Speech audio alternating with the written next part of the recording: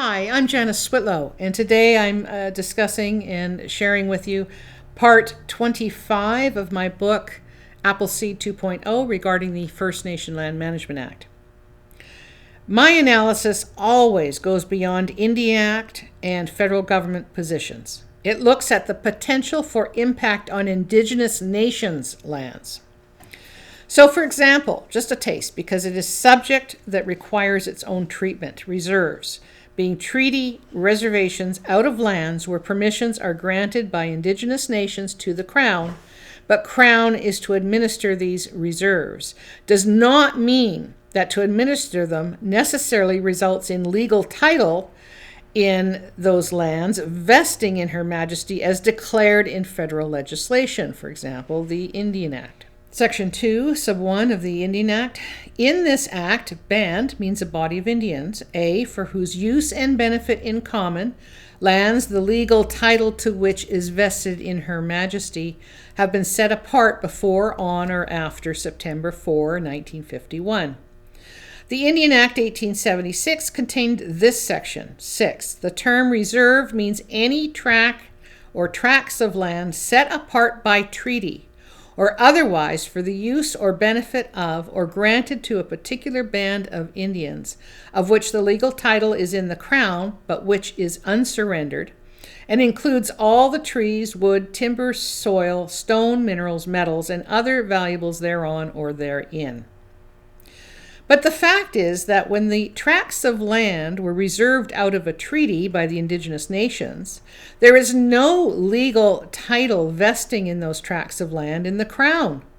Indigenous nations continued to hold the whole of their lands unencumbered by treaty permissions to the Crown, apart from their delegation of administration.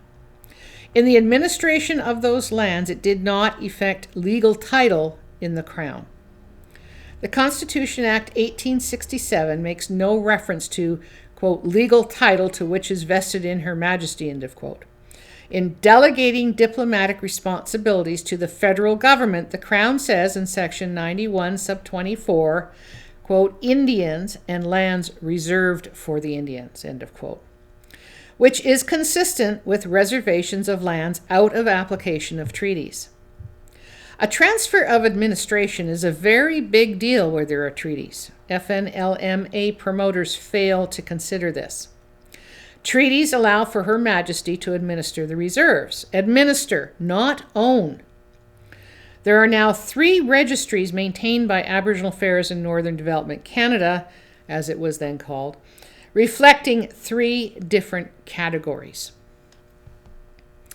AANDC has 3 land registries. The registries are maintained in Ottawa. The Indian Land Registry System, ILRS, consists of documents related to and interests in reserve and any surrendered lands that are administered under the Indian Act.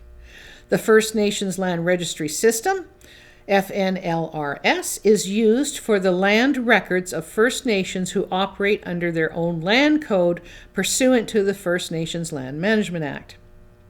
The Self-Governing First Nations Land Registry, SGFNLR, is established in accordance with the terms of First Nations self-government agreements and record documents that grant an interest in self-governed First Nations lands. The FNLRS is the registry for surrendered reserves under the FNLMA. Section 25, sub 1. The minister shall establish a register to be known as the First Nations Land Register. 2. The First Nation Land Register is to be administered, subject to this section, in the same manner as the Reserve Land Register established under the Indian Act.